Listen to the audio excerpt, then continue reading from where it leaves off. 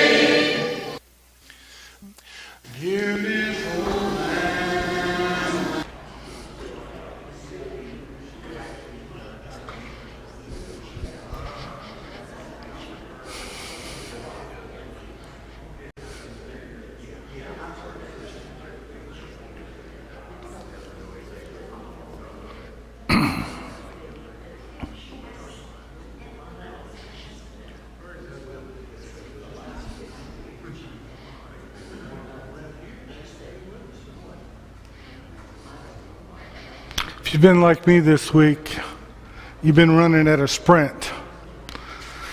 So let's all take a deep breath, let it out, and get ready to take another sprint through Isaiah 13 through 21 today. And basically it's the judgments against many different nations, but particularly against Babylon that we're going to be looking at this evening. Now, last week, when I started the class, I had 5,500 steps on my Fitbit. And when I finished the class, I had 8,500 steps on my Fitbit, and I was really proud of myself. I thought I had walked all around, and my wife, who had been sitting over there, said, "No, you talk with your hands." So when I move my hands, it counts as steps. It's not how, it's how many. Yep. So I was really proud. Let's go ahead and get started. So basically, this is a slide that we showed last week. It's the last kings of Israel and of Judah. And we're particularly interested in Ahaz here, and basically the last Pekah specifically on the other side that we're interested in. And this next slide, before we get into this, I want to try to give you some hooks in history. So basically, if you remember from the first and second class, Isaiah, his prophetic ministry happened between 740 and 690 BC. And one of the more important events that happened during his prophetic ministry, does anybody remember?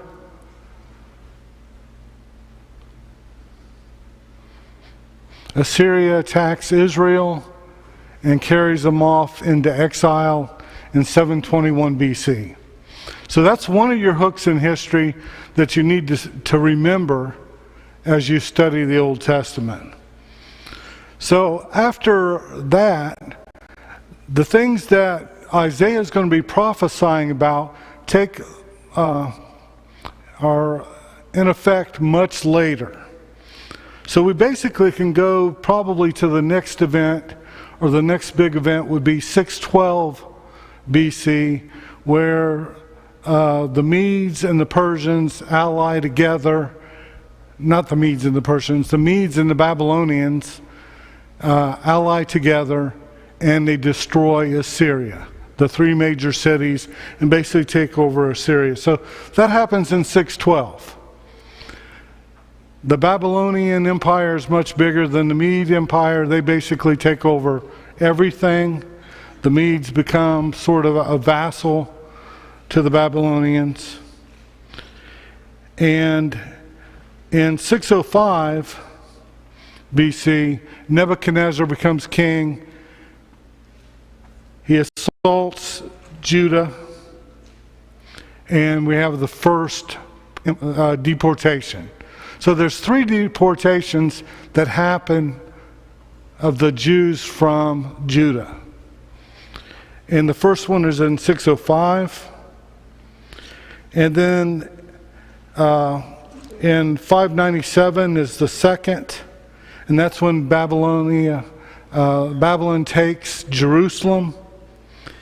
And then the third is in 586, 587 BC, where they not only deport the Jews, but they also destroy Jerusalem, including the temple.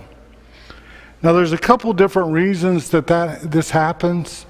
If you want to find out more, you can take a look at, I had written it down, 2 Chronicles, I think chapter 36, and then also 2 Kings 24.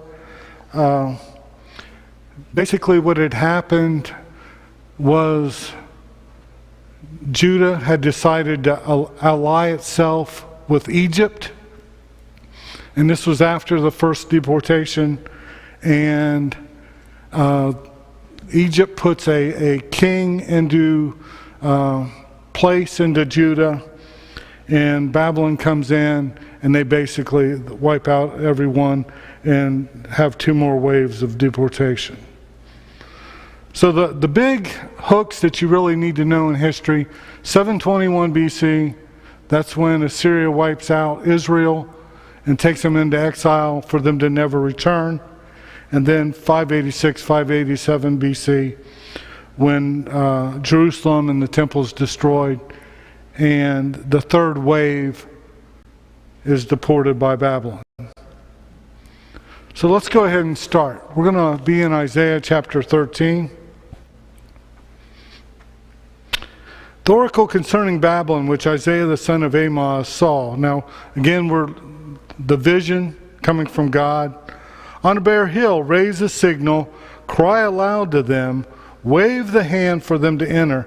Now, you got to remember, this is Babylon's not going to come into power until 612. This is somewhere in between 740 BC and 690. So this is at least 80 years before this is going to happen, before Babylon's even going to come into power. Wave the hand for them to enter the gates of the nobles. I myself have commanded my consecrated ones, and have summoned my mighty men to execute my anger, my proudly exalting ones. Now, Babylon was put into power by God. They were put into power basically to punish the Assyrians for their pride, and also to punish Judah as well.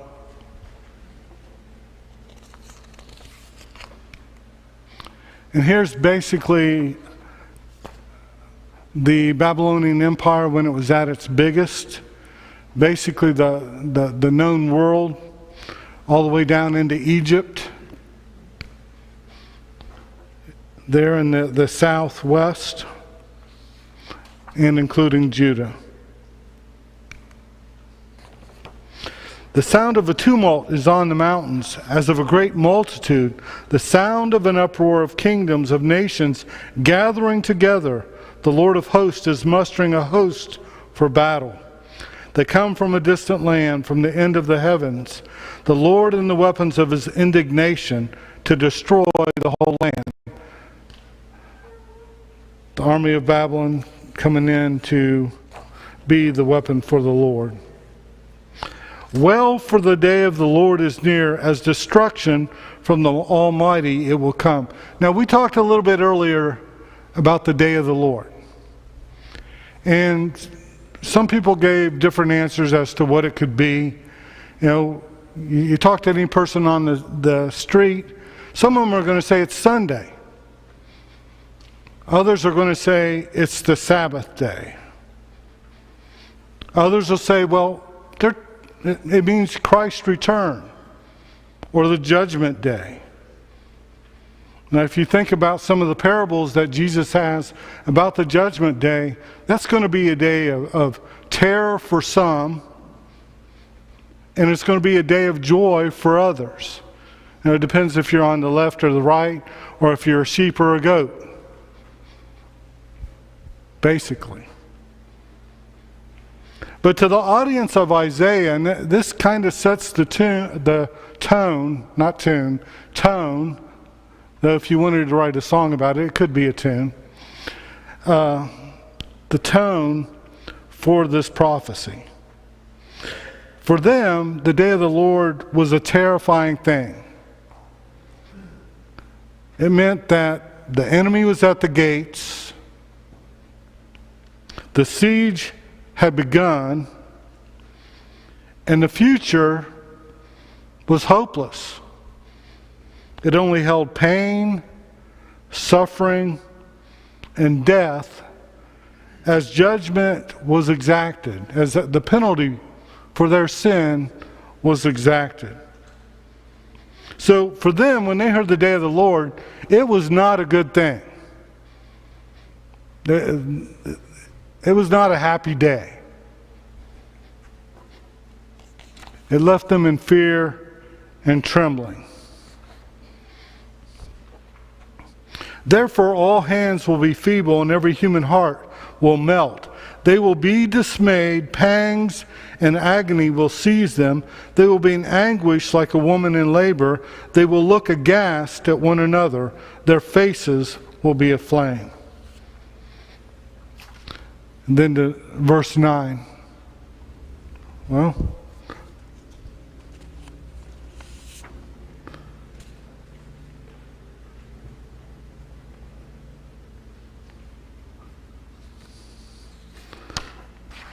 did I go backwards? Okay, verse 9. Behold, the day of the Lord comes cruel with wrath and fierce anger, to make the land a desolation and to destroy its sinners from it. Now, at times in our own lives, it seems that we face our own day of the Lord. The enemy's at the gate, the siege has begun, and all we can see in our future is pain, suffering, hopelessness, maybe even death. You know, I think about a family who their child has, I think their child is 18 or 19 now, but when they were much younger, they suffered greatly. And they spent many days in the hospital. And the man would go off to work, his wife would go off to the hospital, and she would sit there and watch her child suffer, her child in pain, in agony. You know, they would go through surgery after surgery. One surgeon would say, well, I can help, and would give them a little bit of hope. And then the surgery would happen, and that hope would be snatched away when it wouldn't be successful. Then another surgeon would say, well, maybe we've got this new surgery that we can do. Let's try it. And again, some more hope. And they try the surgery, and it wouldn't work, and it would be snatched away. Now the young lady she's a beautiful young lady, and you would never know that she had suffered so much pain in her younger life. But each day that they would go, you know, it just seems like they lost a little bit of hope every day. And we encounter people like this every day, that they're going through their own day of the Lord. They're losing hope. It seems like their suffering is not being abated. And my question this evening is, how do we minister to people who are suffering from what seems to them to be their day of the Lord?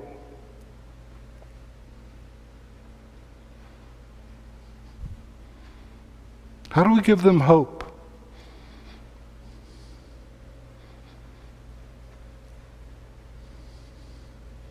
You guys are quiet tonight.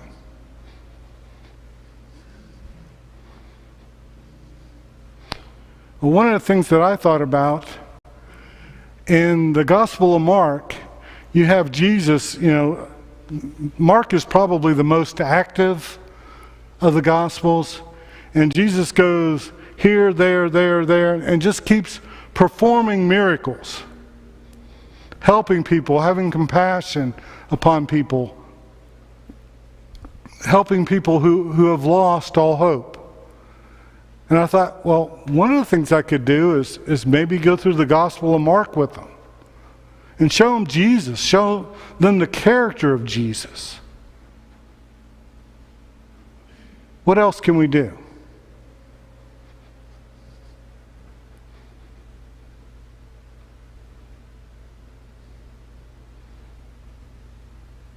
This isn't a test. There's no wrong answer. Nobody's going to give you an A or a B or an F on your permanent record.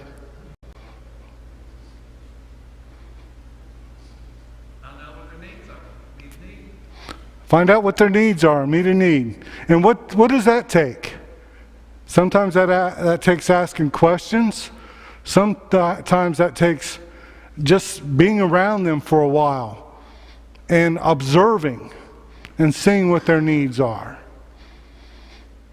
Other times it just takes, you got to sit there and listen. And they'll tell you. Now, you know, we talked about this at the men's thing. How many times has somebody said, well, if you need anything, call me? Do they ever call you? Not normally. So it takes that time spent to find out what their needs are and just doing it. What else? Thanks, Chris. Speaking up.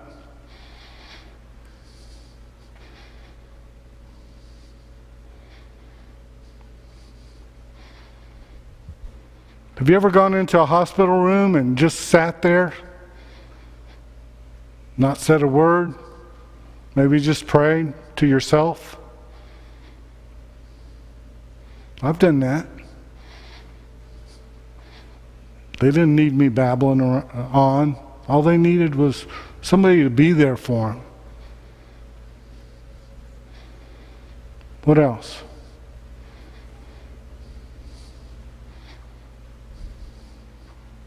Sometimes the best thing you can do is what you don't do.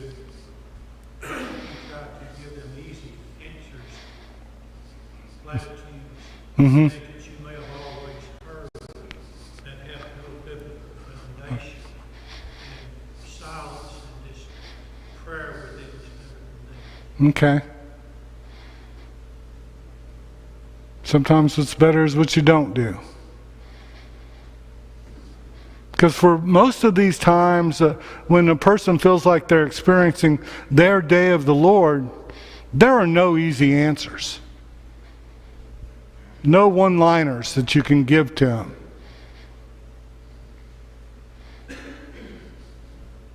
What else?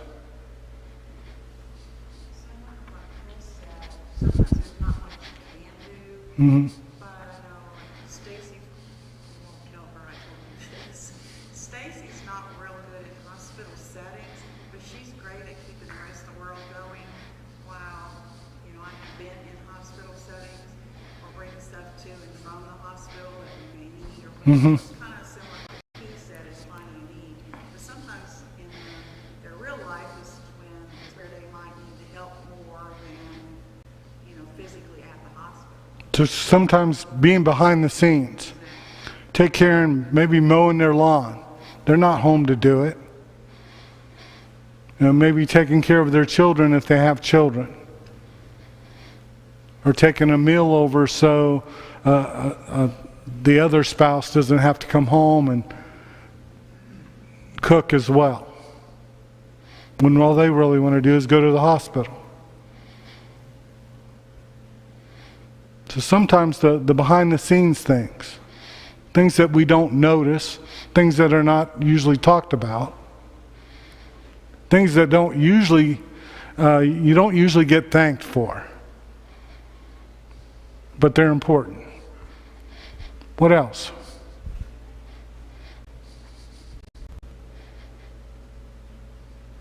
Well, folks, just this week when you're walking around in life, try to be observant. Try to keep your ears open. Try to talk with some people maybe you don't normally talk to.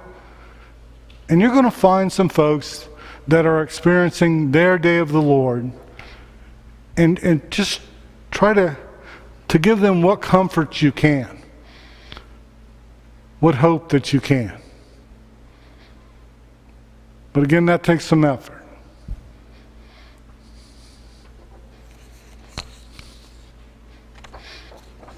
Continuing in Isaiah 13. Now, you got to remember that the Medes really don't come around until 612, when they joined together with Babylon to destroy Assyria. But here he's talking about the Medes, you know, no later than 690 BC. Behold, I'm stirring up the Medes against them, who have no regard for silver and do not delight in gold. Their bows will slaughter the young men. They will have no mercy on the fruit of the womb. Their eyes will not pity children.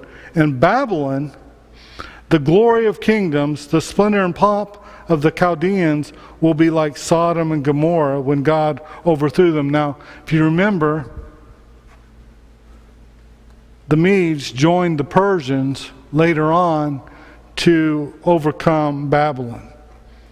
In Babylon, I think, if I remember right, I had that on the first page. I didn't say anything about it. I think it was around 539 BC that Babylon went out of power. So really from about 612 to 539, just about 70 some years, that's how long that empire lasted. You know, we're over 200 years here in the United States, and we're probably one of the longest living empires in the world.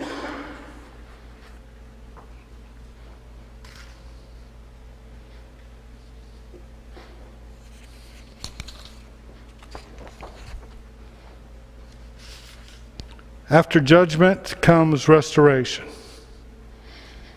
Beginning in verses 1 and 2 of chapter 14. For the Lord will have compassion on Jacob and will again choose Israel and will set them in their own land, and sojourners will join them and will attach themselves to the house of Jacob. And the peoples will take them and bring them to their place, and the house of Israel will possess them in the Lord's land as male and female slaves. They will take captive those who were their captors and rule over those who oppress them. So the world's basically going to be turned upside down. Those who were the mighty will fall. Those who were slaves will become the mighty.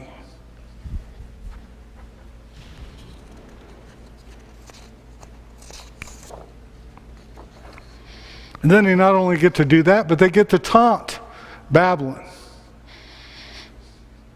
You know, some guy cuts you off, and half a mile down the road, a mile down the road, you see the police have him pulled over. Have you ever said anything to them? They can't hear you. You're basically taunting them. And I will admit, I have. My children, when they used to ride with us all the time, would say, "Dad, they can't hear you." When the Lord has given you rest from your pain and turmoil and the hard service with which you are made to serve, you will take up this taunt against the king of Babylon. How the oppressor has seized, the insolent fury seized. The Lord has broken the staff of the wicked, the scepter of rulers, that struck the peoples in the wrath with unceasing blows, that rule the nations in anger with unrelenting persecution. The whole earth is at rest and quiet. They break forth in singing. Now, I told you last week, I think the guy's name is Dan Carlin, Hardcore History. He's done something called King of Kings. And the king of Assyria called himself the King of Kings. And then the king of Babylon picked up that same title, King of Kings. And now we find a human King of Kings brought low. Pride, vanity, and is taunted by those that were once captives.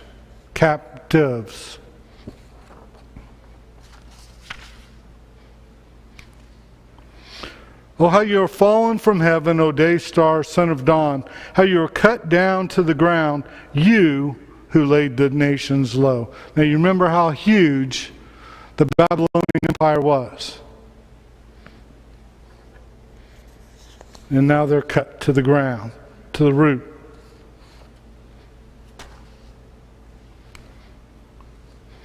Those who see you will stare at you and ponder over you. Is this the man who made the earth tremble, who shook kingdoms, who made the world like a desert and overthrew its cities, who did not let his prisoners go home? Is that a rhetorical question? I don't think they're expecting an answer to it. They're just trying to make a point. Now we're going to look at an oracle concerning Assyria. And that is really, really small. But this is the Assyrian Empire. That is in the gold, the brown up there. That is the Assyrian Empire. Now Assyria came to power and was overthrown in 612 BC.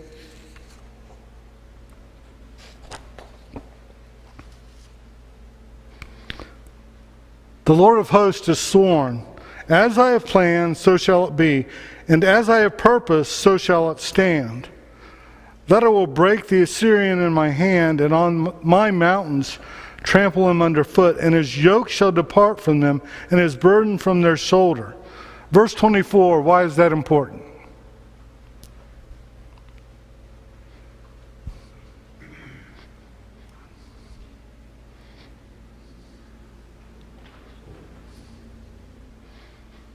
Why is it important?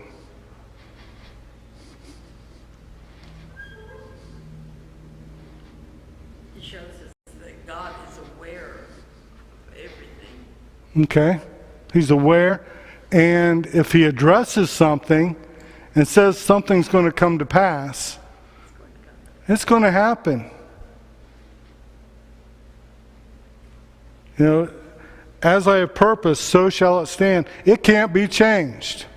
God is sovereign. And the quicker that we realize that, the quicker that we acknowledge that, the quicker that we decide to obey our sovereign Lord, the better life's going to be. But we're human. And we rebel.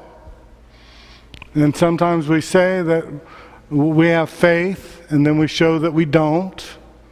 And sometimes we say we're obedient to God's word, and then we turn around and show that we're not always obedient. We're human. But God is sovereign, and He says something's going to happen, it's going to happen. Folks, go to Revelation. We've already won the battle. Now we just have to start living like we've won the battle. God said it. It can't be changed.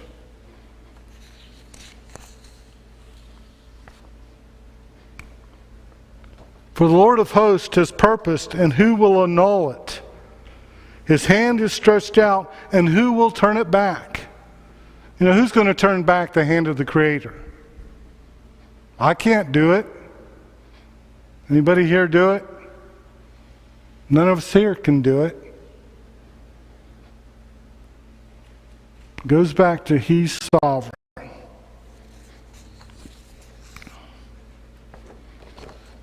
Now an oracle concerning the Philistines. Philistia. Now, where do we find most of the talk about the Philistines?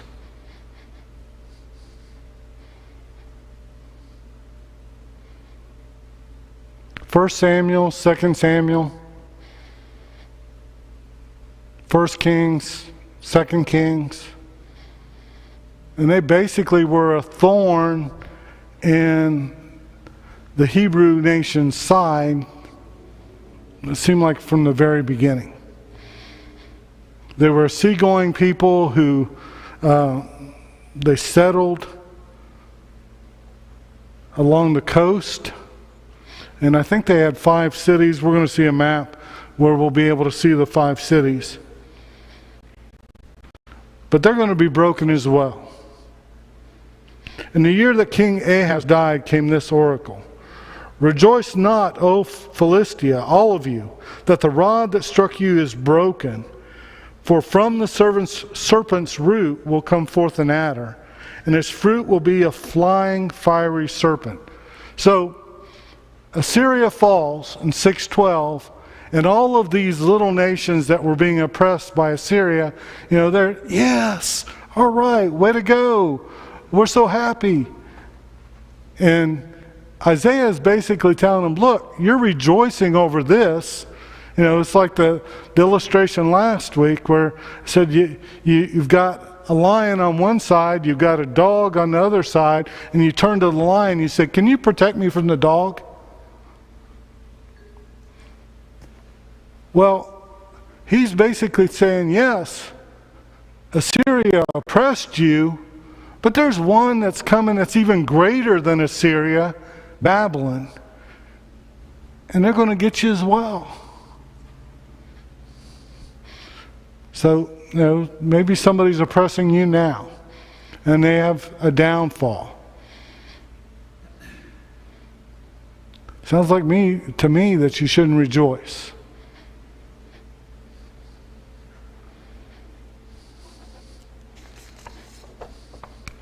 Here's the map. Ashdod, Ashkelon, Gaza, Ekron, and Gath. I think is that all of the Philistine cities? I don't think there's any others. I don't think Ziklag was. Gaza, Ashkelon, Ashdod, Ekron, and Gath. I think that's the 5. I'm reaching back about 30 years right now to preaching school. So, an oracle concerning Moab. And Moab presents himself when he wearies himself on the high place. When he comes to his sanctuary to pray, he will not prevail. Now, what is he worshiping in the high place?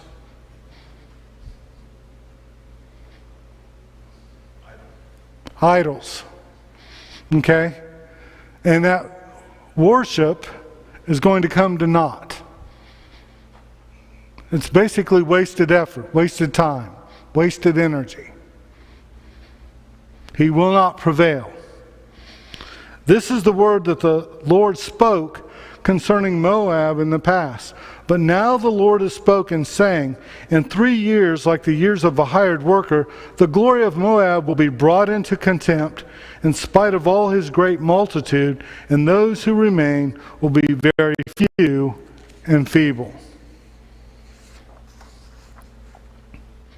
What idols do we worship today?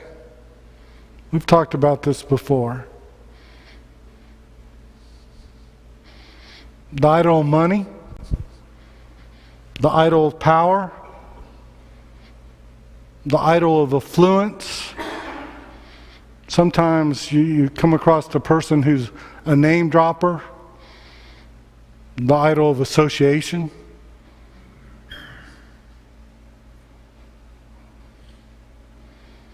We have our idols. And we need to make sure that those things that we think are so important are not more important than God, our Creator.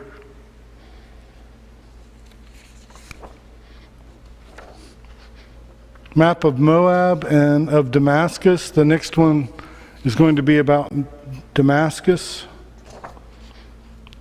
Now, when we first started talking about Isaiah, there was a specific thing that was happening to King Ahaz.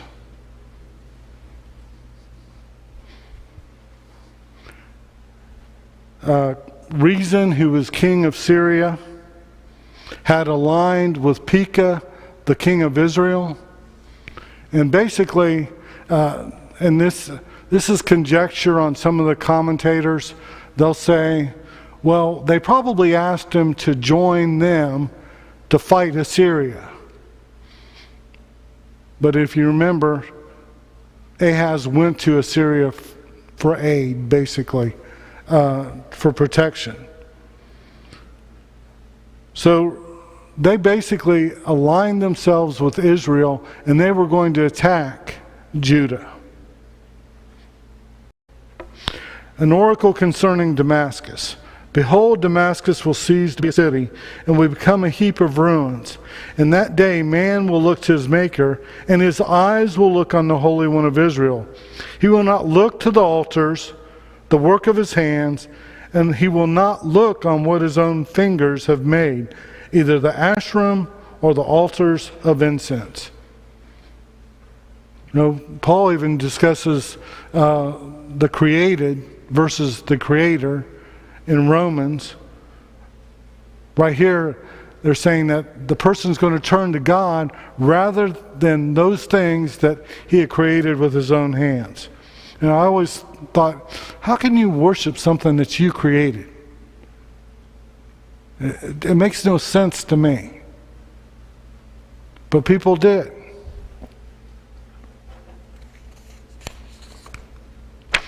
An oracle concerning Egypt. Behold, the Lord is riding on a swift cloud, and comes to Egypt. And the idols of Egypt will tremble at his presence, and the heart of the Egyptians will melt within them. And I will stir up Egyptians against Egyptians, and they will fight each against another, and each against his neighbor, city against city, kingdom against kingdom. Again, God is superior to idols. He's a King of kings.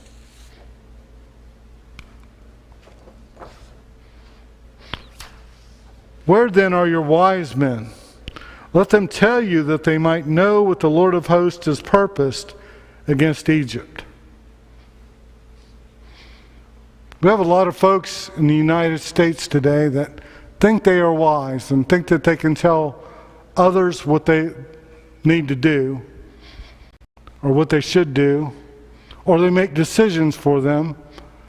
And when you look back, I think history is going to show that they weren't so wise. You know, some folks are wise in their own eyes. So this is a question for us today. Where are our wise men? Who are we listening to? Are we seeking wisdom? No, I read widely. I read everything from the Wall Street Journal to science fiction. And sometimes I'll say, well, that's a pretty wise statement.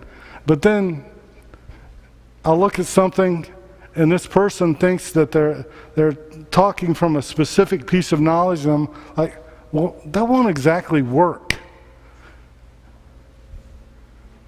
You know, I wonder if that person even lives in the real world and has to work for a living.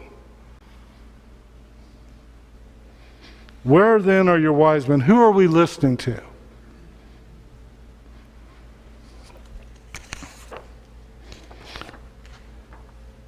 Chapter 19, verse 16. In that day the Egyptians will be like women and tremble with fear. And we're not saying anything against women. And tremble with fear before the hand that the Lord of hosts shakes over them. And the land of Judah will become a terror to the Egyptians. Everyone to whom it is mentioned will fear because of the purpose that the Lord of hosts has purposed against them. So when God purposes something against you, you can basically say it's over. I've lost.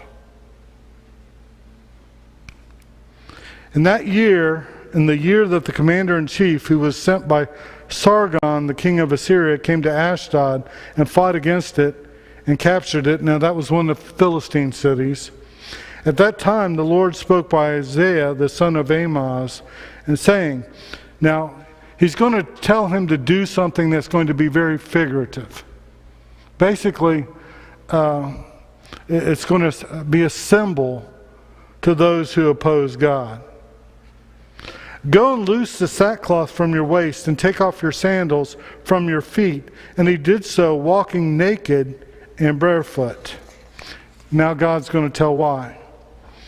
Then the Lord said, as my servant Isaiah has walked naked and barefoot for 3 years. Now he did this for 3 years because God told him to. 3 years as a sign and a portent against Egypt and Cush.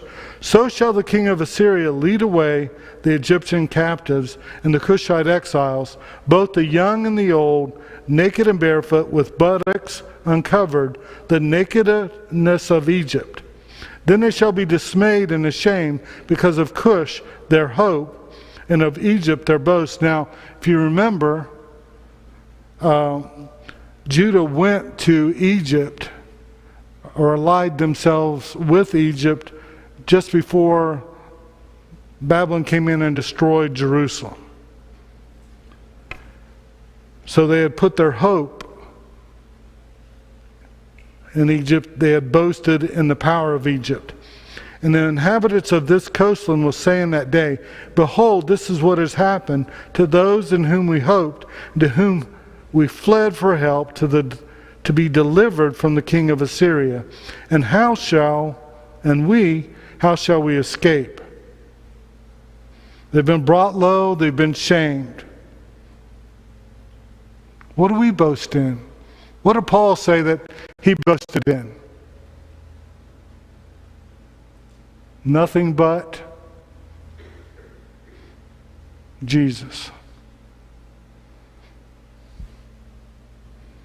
What do we place our hope in? Nothing but Jesus.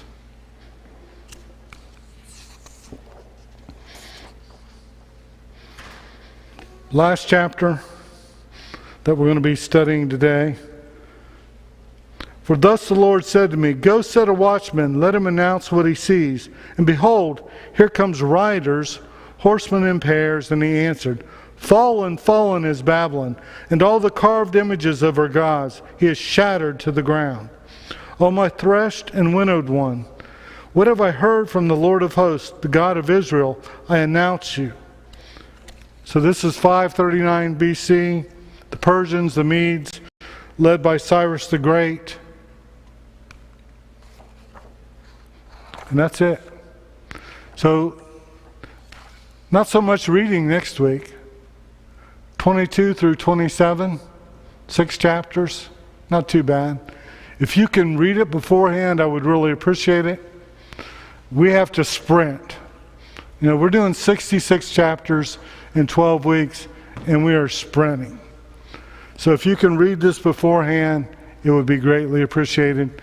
And come prepared to talk, to discuss. Thank you very much. Well, actually, any comments or questions? Last slide.